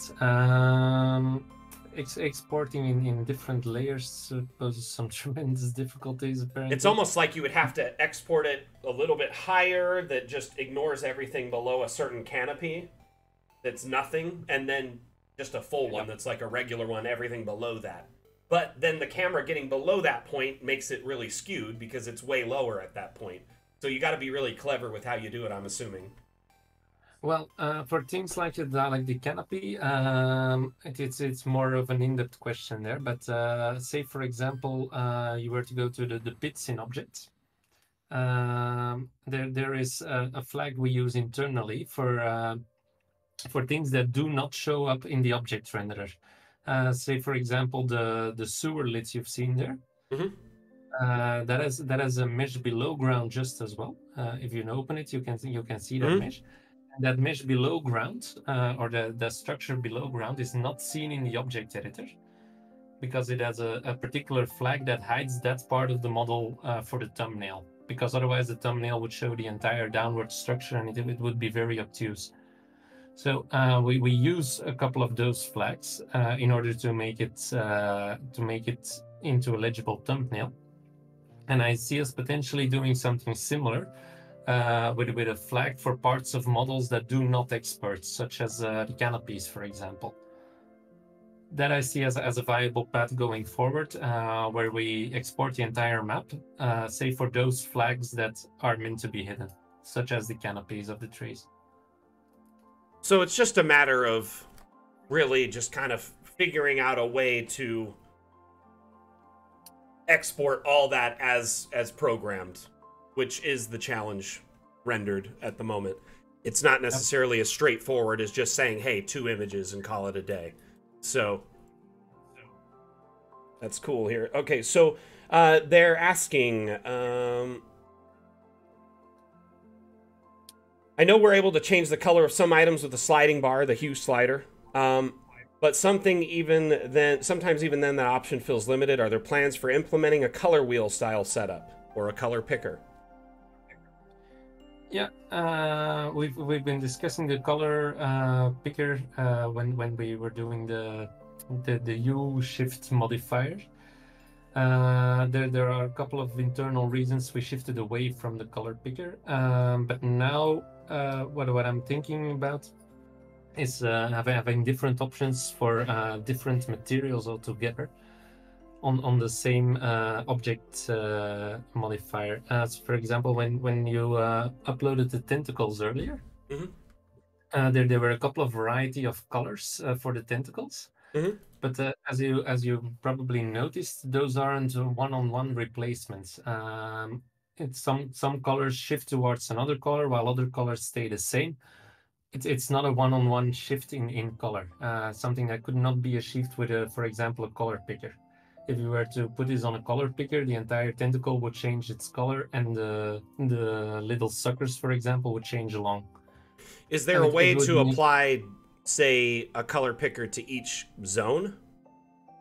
So no, not as such. A lot of our textures are meshed together, and there is no way of separating part of the texture for the color modifier separately. That's not going to be an option. The other question I have is, would you be opposed to letting the end user decide if they want it to be a solid color or not, as opposed to the ones you've created for them? So, the hue shifter allows it to stay within that parameters, but a color picker obviously would change all of this to say like black or red or whatever you pick. But giving the end user that choice, is that something you guys are open to if they are okay with changing it? Similar to how the snail shell works.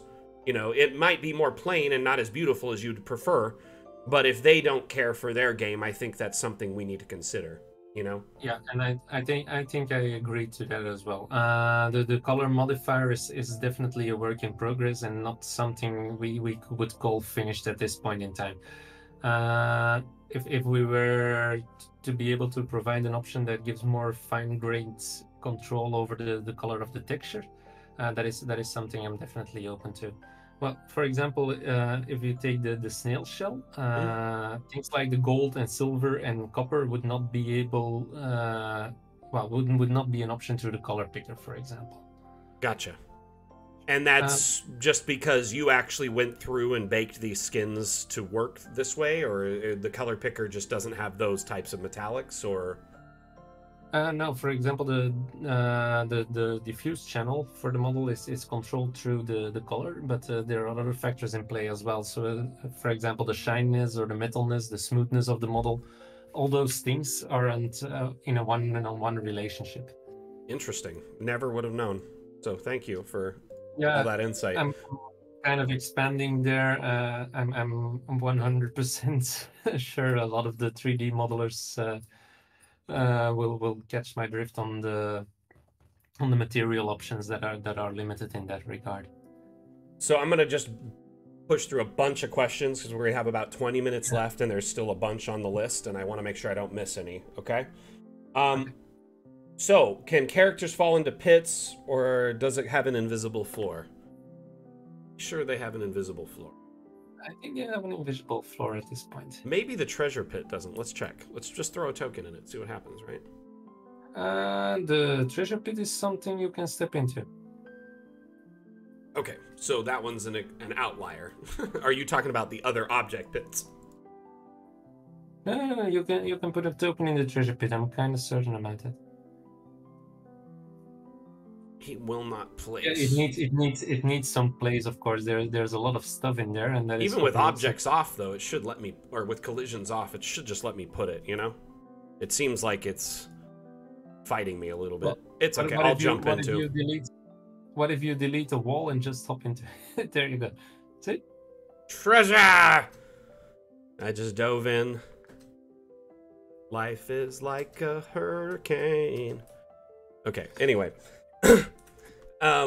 Okay, so question here. Let's see. Will there be a lock button in this update to lock assets? No. Okay. Not yet. Okay. I'm putting it on the to-do list. Will the assets be stored locally or in the cloud? A little bit of both, I'm assuming, because Steam will store them so you can download it from there, or they'll be stored locally once you download said asset. Yeah, which correct. I'm assuming it saves it either to just like a Steam directory somewhere in our computer, or we can choose where it saves, similar to like when we save as a file. I'm hoping. I guess we'll have to ask Carl that on next Saturday for sure. So, will imported objects retain their animated properties? I believe that is a yes. You imported that cool little medical table, and it had like lighting and stuff on it. Yeah, and animated objects will retain animation. Probably only in certain file formats, but we did a test with an animated fox, and that comes in quite pleasantly. So was the fox moving its head or something, or its tail? Yes. Or heads and tail movement was present, so... That is awesome. And what kind of file was that? Good question. I'll have to look into that. Let's see. With a bit of luck, I can find it. I think it was a GLTF format. Okay. Cool. With the Treasury, will there be more than just treasures to put items on, like empty mannequin or a glass top box? Maybe kind of like making a museum-style presentation, so like jewelry counters and stuff like that? Yeah, we will be putting a lot of pedestals and lock boxes, and there are display cases as well. So yes, there's a lot of stuff you can put other stuff on top of. In that regard, one of my favorite assets at this point in time is that golden sarcophagus we put in. Ooh, I have seen that one. That one is so cool. In the mean, a lot of people are asking when the update will be released, and we're aiming. Did you want to? Okay, sure. Go ahead. Yep, there we go. I cut him off there a little bit. He said it, and so we're aiming for the 30th of August. It's public now. Now you know. I was not authorized to share prior to this, so I hadn't, told anyone anywhere. So now we know. The 30th of this month is what we're aiming for. So most likely will be that day. Man, that is pretty gruesome with all those spikes. Yeah, there are some sarcophagi to keep other people out. This one is meant to keep her in. You can take out the encased body, by the way. The fact that this doesn't open allows me to sleep tonight.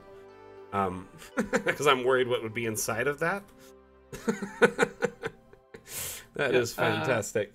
Well, we take it, the image, or the engraven image on the top is kind of a realistic representation of what she was like in real life. Is this a particular deity or person? No, not as of yet. We're still lighting up lore for a couple of the assets. Cool. Well, but if I'm not mistaken, this one has some scars on one of the arms. Hard to tell at this angle. Yeah. Yeah, you do. It looks like, yeah, you can see it right there. Yeah. Like almost like they were struck by lightning or something. Yeah, I think that was the general gist of this one. Well, cool. That is awesome. That is awesome. Okay, next question. People are already planning to put in their giant sausages. Let's see. Can we get windows as assets, as objects, so we can put them into pit rooms and make the windows go down into the pit walls? Yes, but not right now. Okay. Let's see here. That's it though. It will become perfectly viable to create your own windows and just lower them on the X or the Y axis in this case. Of course, yep.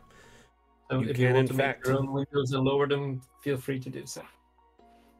Okay, let's see here. Can we tag a custom object to be brushable? Is there plans for that? To add an object as a brush even, or like... Yes, yeah. there are plans for that, but we haven't implemented those plans yet, because I think it's a really fun idea to have every object be puttable in a brush, so to speak.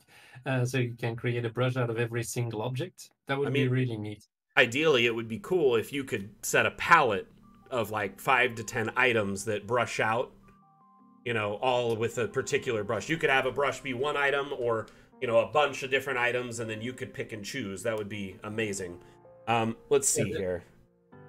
Will there be slanted banisters for the stairs? I do know there was some neat, like, trusses and, like, buttresses and stuff for the Gothic stuff, right? What was there? But the slanted banister is not something we've got in there. Yeah. So there's these, like, neat little angled buttresses, and these fit up on the sides of buildings, I'm assuming, correct? Yep, that's correct. Those are used as a structural support. And then there's a bunch of these new, like, Gothic stone platforms. Fantastic new stonework added. These corner ones, these fit together really well, actually. Like, of course, if the ground was flat, it'd be better. But you can make, like, a little pedestal out of them, and they work really well. So, yeah, there's a whole bunch of new stonework. There is also, in that same stuff, some new metal work, correct? Yep. There is like greenhouses with like kind of wrought iron with patina on it. Is that what you were going for there, or is it a? Yeah, that's the cast iron bronze look, and that is maybe something we could do in the next stream because we're running short. Yeah, that's fine. We'll cover it later for sure. Let's see. Do we have any more questions that we can cover today?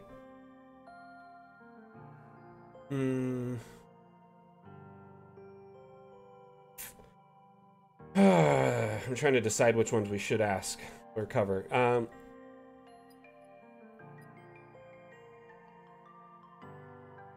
Can I reset the full map to a certain point of developing, like, fresh start of the same map and only buildings vanishing, not nature? It would be cool if we had like a layer for just all of our buildings that just you undid that layer and it disappeared. You know what I mean? And then it was just the nature. But is that something you guys have ever considered or want to do? Well, you can delete rooms, and then it will revert back to an original state. I'm not sure if that is what you're talking about here. I think they were asking if they could simultaneously remove all rooms. But yeah, you can just remove the room, and it'll bring it back. However, the shaping of the environment is still there. It doesn't bring it back to the true original environment unless you Control-Z it after you place it there. So, to a degree, there really is no way to, like, bring the environment back to square one.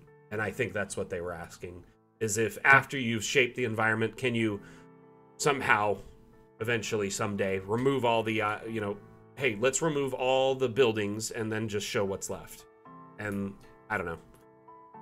Well, we do have the object brushes with nature where you can add an entire forest in one brush stroke, but I think that is not exactly what we're hoping for here. Yeah, I mean, there are ways to go back and redo it, but you will have to manually adjust it, you know? So for now, it's not really what they were looking for, unfortunately. Can we add books with customizable covers, titles? I mean, if you have a 3D asset that you import that has all that data and the texture and the skin on it, then yes. Yes, of course.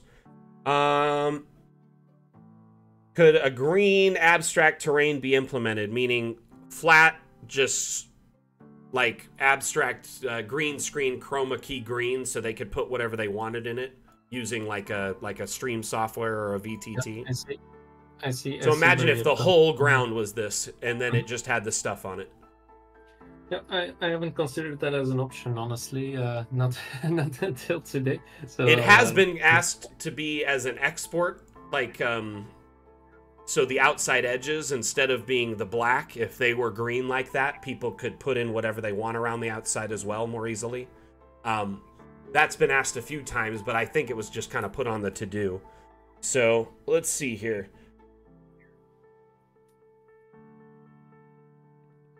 Since you have chests and cupboards that can be opened, how does that translate to 2D exports like Foundry? Are there still objects with interactions? No, we don't have any, like you know, there's no injected, like, object or top layer that when you touch it, it would change it. What you would have to do is plan ahead. If you have a chest that you want people to open and see what's inside, you can either record a sequence of you opening that and do a handout with that for your players, or you can make another export of the same map with the chest opened, and once they've opened it, say in Foundry, there are modules like, Monk's active tiles, for instance, that would allow you to automatically trigger an event, so if they got close to it or touched the chest, it would open it and then load the new scene with it opened automatically, so it would just seem like they opened it on their end. So that is kind of a way to work around that within the confines of what Dungeon Alchemist offers. It is kind of like, well, why offer these things? It's for immersion. Dungeon Alchemist isn't just a map-making tool, it's an immersion tool. So you have this, you know, beautiful cinematic camera, you have these first-person cameras. You can follow around. For instance, I'm in 2 campaigns where the DMs will follow along in Discord in first person and stream it while we move our tokens around in Foundry or Roll20 or whatever, and then we'll ask, hey, does this door have a keyhole on it or a slit under it we can see under, or hey, can I rummage around in these chest of drawers over here, and they'll bring their character or the token over and we can see it in first person. People always talk about their character's abilities, right? I mean, every character has eyes, but we never get to see through their eyes, and Dungeon Alchemist allows you to do that very, very fluidly, as long as you have no, you know, qualms streaming and following along in first person for your players. So, let's see here. Let's try and get a couple more questions, then we're going to stop questions for the day, okay? So we can... In fact, let's just... No more questions after this. I'm going to try and finish the rest of the list out, okay? Let's see. Can you snap windows to freestanding walls now? I haven't seen that, so I don't think so, no. I don't think we have any freestanding windows. Not at this point in time. Is that something you plan to work on, is having freestanding windows that can snap to freestanding walls? Well, I think people are using the freestanding walls at this point in time because we're not at the point where we implemented round walls or diagonal walls. And I think the moment we do go for those round and diagonal walls, putting windows in them is going to be a prerequisite. So I think the issue itself will become moot in a short period of time. So like Swedish Cook, for instance, he makes multi-level builds using freestanding walls. He'll stack them on top of the other walls. So I think he was hoping for a window that could attach to those doors or those walls up at higher levels or lower levels, not just on the base level. But, I mean, 3D asset import could also solve that for you, my friend. If someone could very easily solve that problem by, you know, a window pack or something. Yeah, our windows cut away a piece of the wall in order to function, and that is at this point in time not possible with the standalone walls. That is the reason we haven't done it yet, if anyone was asking. Any duck assets? I remember that rubber duck from ages ago. The rubber duck gonna make it. We can put a rubber duck up on the Steam Workshop so anyone can import it if they really need it. Okay. Any chance of allowing abstract objects to give off lights like they do with shadows? It would allow us to have objectless shaped lights. Interesting. Yeah, I've seen that objectless light before, and I'm still kind of looking into a way of making that happen, because I would like the idea of having the ability to put a light into your scene that is not necessarily a torch or something else. I would love for a token to have a light source that follows it. Yeah, that would be my dream. Agreed. And so that is something we're planning to do as well. We got one more question. I think this is it. Okay. Will DA be able to allow one day to import the textured or opaque glass? There is an opacity option in the imported models. So if you were to if you were to import a model with opacity or transparency, you will be able to look through that. If that is the question, or am I misinterpreting anything? I think that's what they were asking. I'm pretty sure. So, okay, just to clarify, where is the opacity of the asset that you can do this? The opacity of the asset is pre-configured in the material options, and not in the A or not in the object importer. But when you create the asset, you create materials, and those materials can have an alpha channel. Gotcha. So that's not something that someone could import themselves, is what they were asking them. Okay, and so I think the main thing is with abstracts, for instance, people will use the abstracts, you know, the PNG, like, transparency to kind of fake opacity. You've seen, like, the greenhouse doors and stuff. So I think they were wondering if at some point maybe we could do more transparent things of that nature. So in this case, frosted glass or... Yeah, that is a thing for the greenhouse in particular. I've been looking into a way of having the light fall through the glass, and it ought to be doing that at this point in time. So draw a really small greenhouse for a second, or something like that. You'll see the light falling through the windows and casting the shadow of the metalwork on the backside. Mm-hmm. Yeah, if you turn up the intensity of the light, or if you go look at the back of the greenhouse, it's clearly visible. You can see it casting through it. And I'm going to rotate it here so you can see them more sharp pillars here on this side. The floor makes it hard, but it is there. You can see the shadows moving clearly as I do this. That's cool. Yeah, it's clearly visible on the grass as well. Not bad. Not bad at all.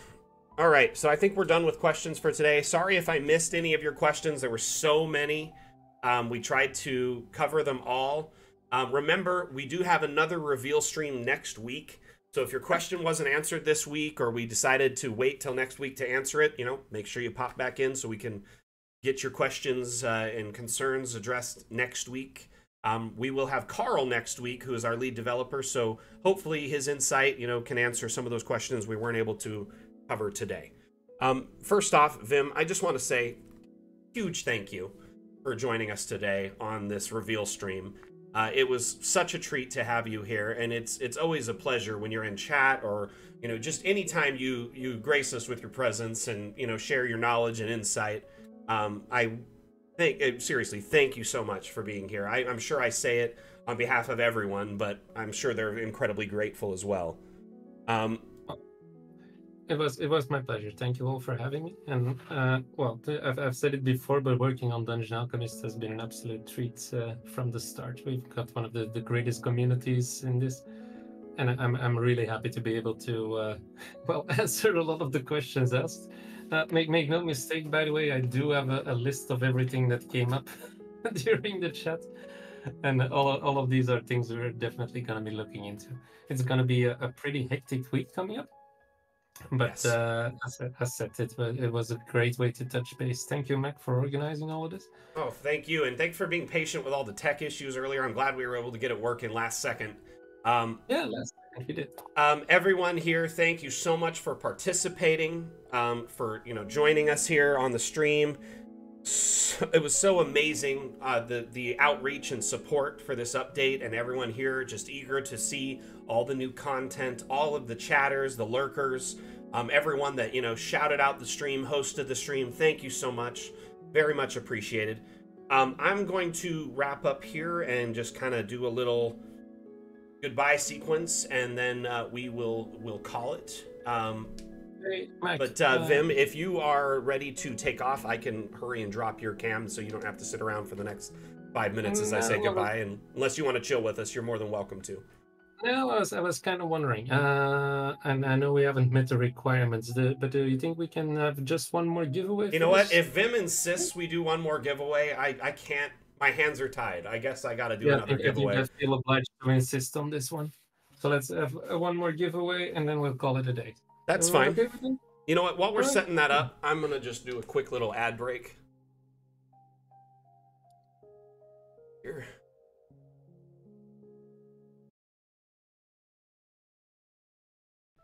You stand before the long, dark road to the fabled realm of Goyak-Ta, and before... What do we see? I don't know. I wasn't even aware we had that breaks. Oh, I run it manually. But I mean, we have this ad, and why not use it, right? Hi, my name is Woblin. Where do you live there, Woblin? I don't think that's relevant. Well, but I, Gilliam of Firth, demand to seek the goblin's abode. Clever, find family, kill entire bloodline. I like it. Seriously, we're doing this? Okay, well, won't be needing that anymore, will I? Ever get caught by your players with your pants down? Dungeon Alchemist lets you create wonderful maps for any encounter in seconds. Oh, Woblin, that's a very impressive cheese collection you've got there. Yeah, it is quite impressive, yes. But you know what's more impressive? This map I have to the fabled realm of Goyak-Ta. Please take it and leave. Close the door behind you. Mr. Woblin, I cannot help but notice that you have a secret tunnel underneath your cabinet. Care to explain? Download Dungeon Alchemist, the AI-powered map maker, on Steam today. All borked this morning, so it didn't mute us automatically when we went into the ad, but it's okay. We're proud of this ad, honestly. Seriously, it was a big labor of love getting that ad put together. I swear, like a year ago, I pitched that exact scenario to Vim and Carl, and I was like, we need an ad, but on Spotify. They're like, no, that won't work. And then, like, finally, we met this troupe of these comedians. They're just so incredibly talented, the One for All crew at Deerstalker, and they were able to bring that idea to life. And that ad is just so incredibly fun and funny, and just it really just explains Dungeon Alchemist in a nutshell. The elevator pitch, as I like to say. Anyway, moving on. Okay, so we got the giveaway running right now. If you want to show the ad to people, actually, Wizard for Hire, I will get you a link for that. One second, my friend. It's on our YouTube channel, but it's a little buried by now. We should probably pin it, actually.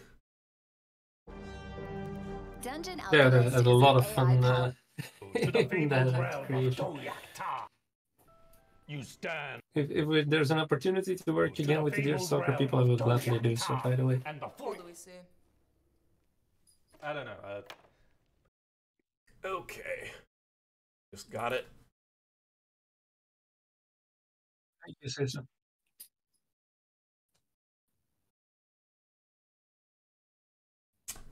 Okay. My computer is just being awesome today.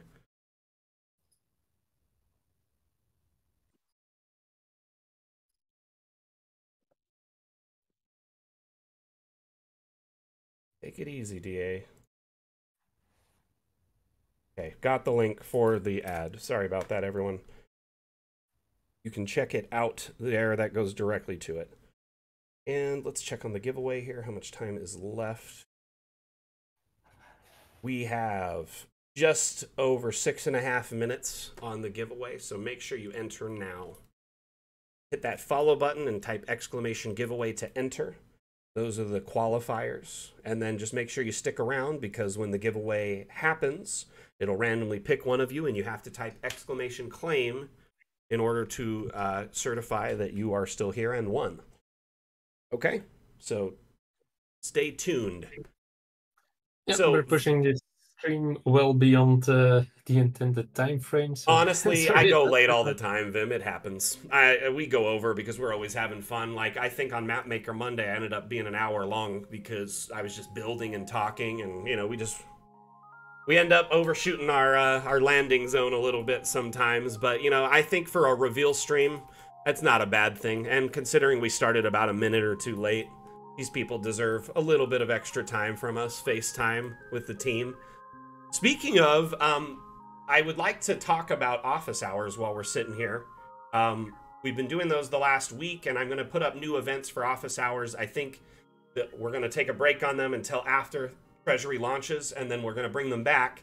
But 2 days a week, we're going to try and have someone in the staff available where you can come in and, you know, chat with us or get in voice chat with us and talk with us, or if you have questions, support, you have feedback, suggestions, anything.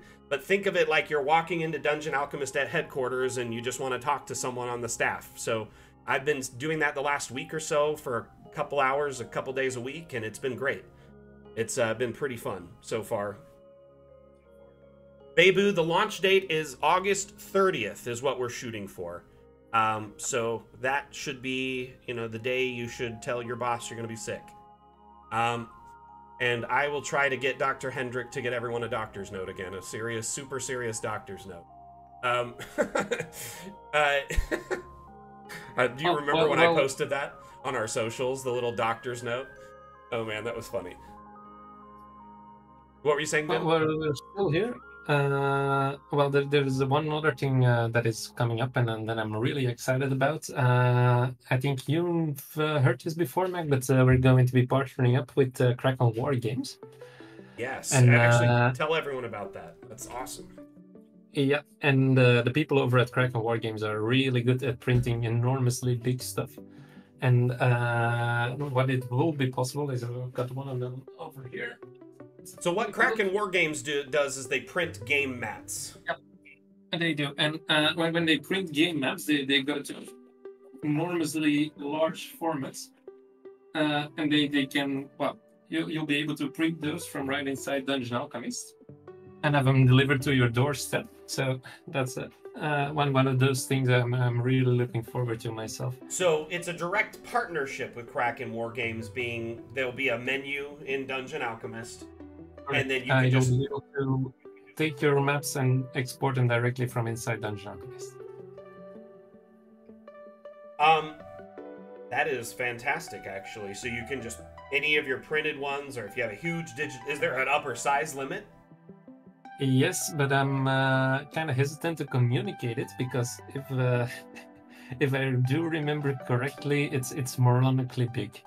It's what really is that printed on? Is that big. like kind of like a mouse pad type, or is it like a Yeah, poster? it feels a bit as a mouse pad rubbery texture. It almost reminds me of the game mats for like a desk, like if you put under your keyboard and mouse, like a huge mouse pad, almost. Yeah, it feels similar to that. It's a really soft and flexible material, but it feels really nice to the touch. And it's a lot of fun to put on a table and put tokens onto. Will they ship to the US? Yes, obviously. Yeah. Okay, good. That is fantastic. That is so cool. That is a fantastic partnership, especially for those who play in person, print their maps, and don't use a TV tabletop setup. You know, having and for your favorite, you know, very critical. Maybe it's like, you know, oh, your player's pub that they own that they have been building up and return to, or their castle, or a place you go to a lot, the big bad's, you know, lair or whatever, something like that. It would be a nice map to have all rolled up and kept in a map tube for later. That's fantastic. That's really cool. How big is it when it's all rolled up? That one was pretty big. I mean, how big is that particular map? Yeah, this one is about, let's see. But I think we're talking about 1 meter in width here. It's about 3 feet and, wide. About 3 in height. So it's about 3 by 3, about a meter by a meter. 1 meter by 3 meters. Yep. Oh, 1 meter by 3 meters. It's about 9 feet tall. Holy cow. Ah, yes. Holy cow, it's a let me rug, that. man. That is a rug. You could throw that out in Yeah. your living room and play like little cars on it. You remember those rugs we used to have as kids with the the city on it? And you could drive around? It's exactly right. That's exactly what it is for big kids, though. That is so amazing. Yep. That is so cool. I can't wait to see that. So when do we have a rough window for that, when that will be available? Yeah, we're going to be pushing the Treasury updates the 30th of August, and then we're going to be releasing the Kraken War Games integration in a hotfix after that.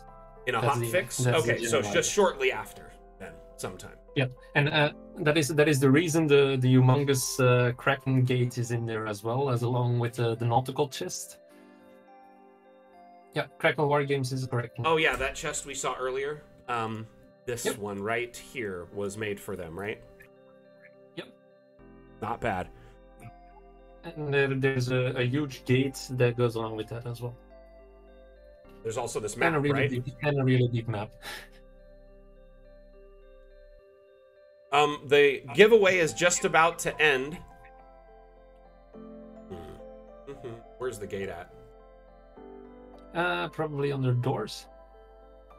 Is it a door? Gotcha. Oh, it's one of these type. It's a double door. Oh, there's a necrotic gate. Yeah, the necrotic gate is a thing of itself as well. I'll get into that at a later I'm not point. seeing the Kraken gate in the doubles here. No, it's the one directly below there. If you go down in the left column. No. I mean, you were in the right place, and it's there, but the Kraken is shown at the other side of the tunnel. That's why you don't see it. That one, yeah. The nautical gate? Yeah. Okay, let me just draw a building here. Yeah, you'll need a building in order to put a door.